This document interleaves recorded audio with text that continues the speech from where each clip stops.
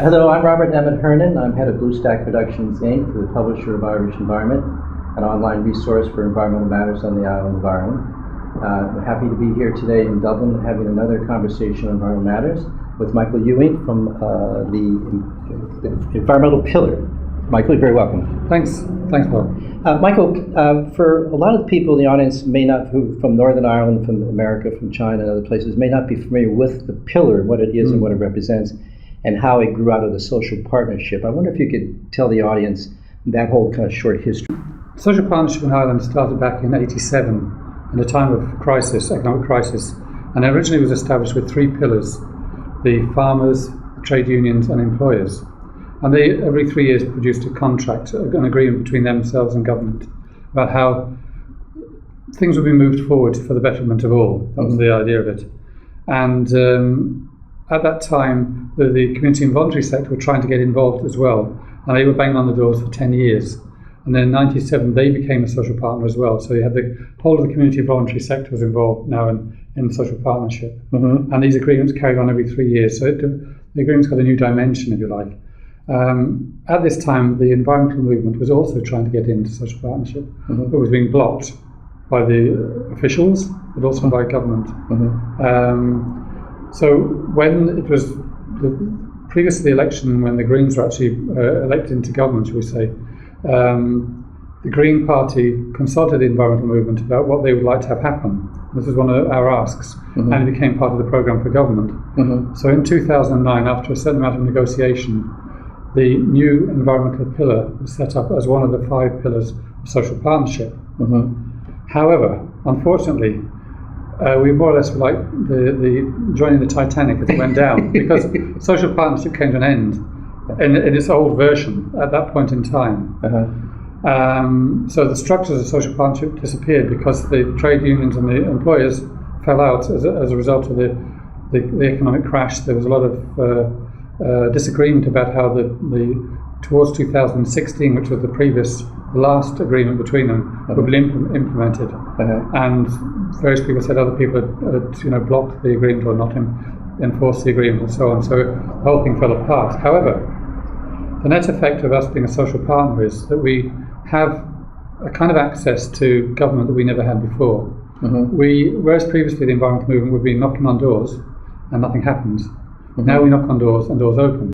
We get to meet with the top officials in different government departments, and we get asked about things. We get consulted in a way that we wouldn't have been consulted before. Now, this isn't to say that it's going to create great change, but at least we have the opportunity to get inside people's ears and say things, and for them to hear us. It's an opportunity for us to tell a different story to the one they normally hear, which is good. The other thing it's done is, and this relates to the wider community, one of the first things we did when we became a social partner was ask for the right to nominate people to bodies. And by bodies, I mean different bodies at all different levels of governments. So we have nominations to various consultative bodies at a national level, and we have the right to nominate people to all the county development boards, all the what they call integrated local development companies. These are the companies that distribute funding under the lead of European funding. So we have a member on each board of those companies. We have members on all the environment SPCs, strategic policy committees in every county in the country, and we have members on some of the transport SPCs and other SPCs around the country. So this is about 166 people who are now sitting on a regular basis at a local level on bodies that make decisions about local activities. And they are all members of, all the people we nominate are all members of our own member organisations at a local level. So there's a reaching out into communities around the country. It also means a feeding back as well of kind of information about what's going on. So, for example, there's a huge amount of money being distributed on behalf of the European Union, massive amounts of money. And it was apparent to us that the process of distributing that money did not take into account fully the environmental impacts of the decisions that were being made. And under the Habitats Directive, everybody who makes a decision about anything, particularly to do with European funding, is required to look at the possibility of a need to assess the environmental impact under what they call appropriate assessment, which is part of the requirements of the Habitats Directive. So we then created a bit of us think about that, and changes are happening as a result. So this is just one small example of what goes on, but We've had an impact on the local authorities in terms of their sustainability ideas. But there's a lot of different things going on there. I'm not saying we're moving mountains, but we're beginning to move small hills. And the ability to use local people from the organizations that are part of the pillar must be a tremendous advantage in terms of making the work of the various organizations known at the local level. Absolutely, yeah. That's a big plus. Yeah. And of course, I mean, the pillar is made up of national organizations. We're required to do that by government. So in the appendix 1, there's a memorandum of understanding under which the pillar operates. Yes. And appendix 1 is the criteria for becoming part of the pillar. Absolutely. So that appendix was set by the government? Well, part of it was. We when we were establishing the pillar, we kind of showed them what our rules were for the Irish Environmental Network, which is a sister organisation or parent organisation actually. And they're very similar rules. Now, you mentioned the Irish Environmental Network, and I think that's also something I'd like you, if you could clarify with the audience, the relationship between those two, because they're not overlapping entirely. No, well, the Irish Environmental Network was established in 2001, approximately around that date anyway, and it was a result of a number of things. There was a desire amongst the NGOs, non-government organisations, to work together. But they had very limited resources, and there was a very limited number of organisations as well at the national level at that time. So something happened. The Minister of the Environment was away at an international conference, and it was commented upon the fact that there was no Irish NGOs attending these conferences. And so the Minister came back and met with the NGOs and said, look, I want to give you money to go to international meetings. And they said, well, that's all well and good, Minister, but we need money just to survive. So there was an agreement then that the Irish Environmental Network, it had a different name and a much longer name, would be established, and it would act as a conduit for money from the government to the member organisations. So there was a secretariat established, and the funding was then basically was what they call core funding, which was distributed by the network to the member organisations on the basis of an application form, which was then assessed by an independent assessor. And that still goes on, same process. But then gradually over time, a number of other strands of funding were developed, and these included, for example, money just to go to conferences like the Minister had wanted them to do, to intergovernmental conferences and to international NGO meetings, relevant ones, but also funding for making submissions, because clearly if government want people to input into their process of decision making, they want people to write meaningful submissions. That takes time and energy and capacity. So there's recompense for time spent doing this work. And basically the government leaves it to us to decide. Once they give us the funding lines, they leave it to us to decide how to spend it within reason. And certainly there's no control over the core funding money. They give it to us as a lump, we decide who gets it. End of story. How does the pillar operate? It really depends on the members' own priorities. And the way we operate, I'll just explain how decision making probably, and it'll be easier to explain how we reach it. Essentially, we have two main bodies. There's the plenary, which meets every 2 months, and that's the ruling body. Well, obviously, the membership as a whole is a ruling body, but the plenary is where the members come together and meet. And we have every member organisation has a representative and an alternative to that representative, and they're all listed and known by everybody. So either of those can attend these plenaries, and they get supported for attending. So they will get expenses for travelling and so on. So we try and encourage people to attend. If they can't physically be there, we try and encourage them to attend by telephone or whatever. So to get the maximum number of people attending on a regular basis. On the months in between, when the plenary meets, we have the steering committee, which is elected by the members. It's made of 8 people, 4 of whom are the elected representatives. They are the people who engage mostly with government, and then 4 alternates. Oh, so that's really the body that does most of the kind of head-on stuff, face-to-face stuff with government. Now, is that steering committee elected by the plenary or by the full membership? Full membership by e-ballot. Okay. Yeah. Okay. So it's done by referendum actually. Okay. And so we have the plenary is the ruling body. The membership obviously is ruling overall. So the pillar makes most decisions. The steering committee enables their implementation. And then we have where a group wants to, for example, create a policy on waste, as an example, they would get 2 other groups to agree that this is a good idea. And they would put forward a proposal that a policy on waste should be developed. and then either they would produce it themselves, or they would ask the membership as a whole to feed information in and then develop it. There's various different ways of working, but ultimately 3 groups have to, first of all, propose the idea before it can actually become a reality. Michael, would it be a proposal that we should do a policy on waste, or here's the policy on waste that we want to promote? It could be either or. Now, sometimes I will initiate an action and suggest, for example, at the moment, I initiated an action within the pillar, said to the groups, look, I think it's quite important we do something about this, what do you think? And I got feedback, and enough groups would come back and say, yes, it's a good idea, so we'll go ahead with it. So now you get at least 3 who... Yeah, exactly, yeah. And I can't do it on my own. Just because you're coordinator, you can do it. Because I'm the coordinator. I'm not a CEO. Right. I'm not a director. I'm a person who helps people do what they want to do. That's my role. Where there's an agreed position already, for example, on the Ars Convention, long time back, the Ars Convention was agreed as being an important thing for the pillar, and that I was given a kind of a free hand to promote that in whatever way, because it's something that I was always interested in, and probably was most knowledgeable about too in terms of the pillar. So in that particular instance, I was able to make statements on behalf of the network with their permission. Okay. But not obviously. Now, somebody wants to do the waste policy, we can go back to that. And they propose the specifics and the direction of the waste policy. Then who votes on that? The plenary? No, it's usually done by an email vote. It's because you get more people responding that way, and they get a chance to read it. But is it the full membership or just full the membership? Full membership. And is it a majority rules on that issue, or how? Well, each organisation has 1 vote. Right.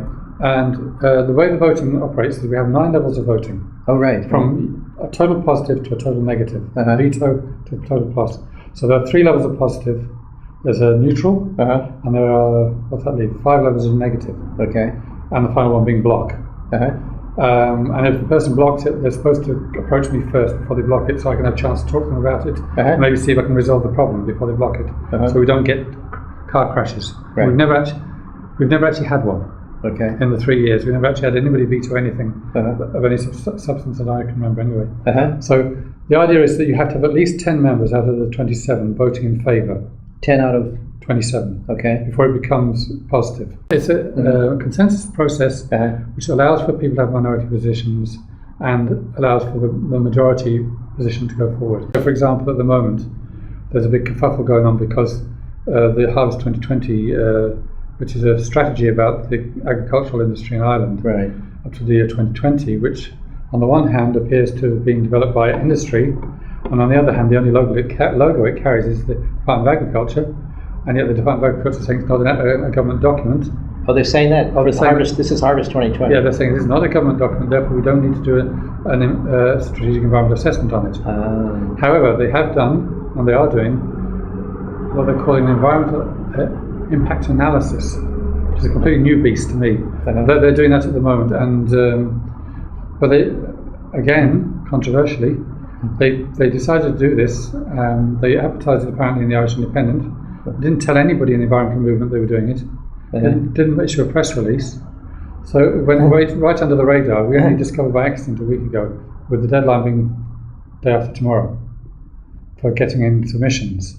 This is submissions for this analysis that they're doing. For the environmental analysis? Yeah. And who's doing it? Is it Shaughus or? Well, this is a mystery too. It's the Department of Agriculture are actually running the show, but they say, but as a consultant is actually doing the work, but we don't know who the consultants are. There's all a bit of a mystery anyway. One of the goals within the Memorandum of Understanding for the pillar is to engage with the wider environmental community. Yeah.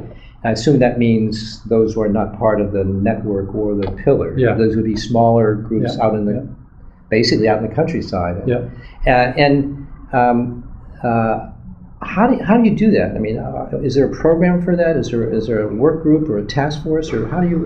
Well, one of the ways we've tried to do it is by because we have all these local representatives in every county. We've asked them to let us know about the existence of groups in their communities. Okay. Now it's quite difficult to get hold of lists of local groups because not many of them would have, for example, a website or even an address or a phone number or anything you can get hold of. Or so they're kind of fairly ad hoc, a lot of them, and they tend to be very busy in their own community, not really out looking from beyond it. But so one of the ways we've done it anyway is to ask our local representatives to contact any local groups and ask them to give the details to us. So we're gradually developing a register of those people. And on the Irish Environmental Network, it's also one of the aims of the Irish Environmental Network to do this too, to collect a list of all the groups. And I suppose the way it operates mostly actually is when groups approach us for advice or help.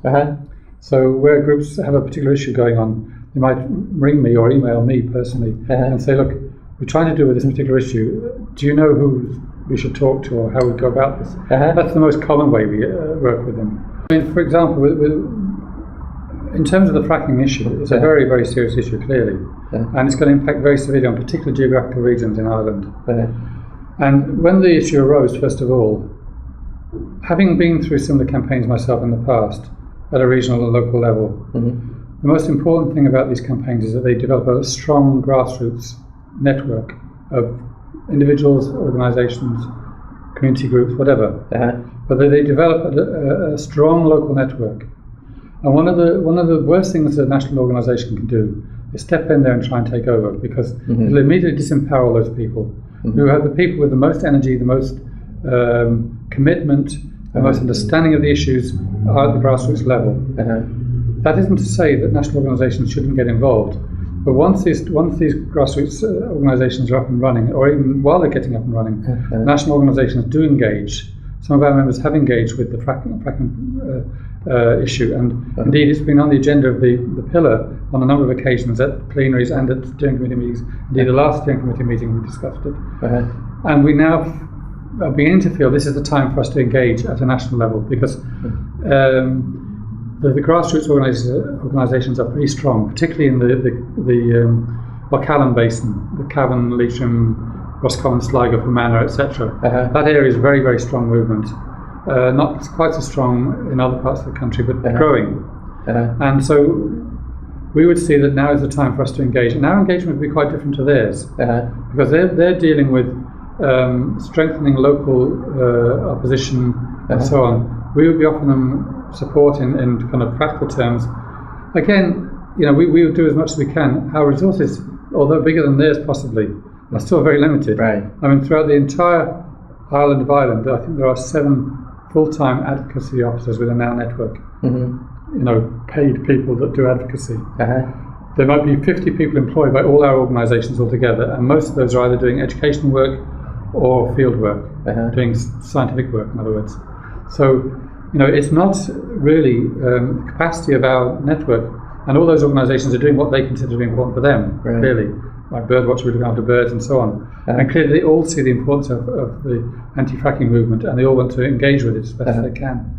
But really the strength comes from the communities around those issues. I mean, is it possible, certainly there's a very strong argument that the fracking issue is of national significance. Absolutely. So could they not be invited into the network and therefore get funded? Not the pillar. No. In fact, one of the groups is moving in the direction of becoming a member of IN, but it takes time. You have to be in existence for 2 years before you can. I see. Okay. So that's one of the groups. I've certainly assisted one of the groups in drawing up their memorandum and articles of association, so they could become a member of IN in the future. Okay. So, and we would see this as a long-term issue, not a short-term issue, because it's all about energy. And in the end, it's about energy. It's about despoiling of the local environment in a big way. I mean, the whole concept of fracking and the industrial landscape and Cavan Leitrim is just a nightmare. The roads in Leitrim, it's unimaginable to me, those trucks going down Leitrim. But even beyond that, if you have a pad every kilometre, right, in a network, right across, so you have to have pipelines, you have to have roads. All these things are going to completely change the landscape, utterly, permanently. But it's terrific that the national groups are working with the local, and we'll look forward to that. Michael, thanks for talking to us today. Thanks very much. Thanks.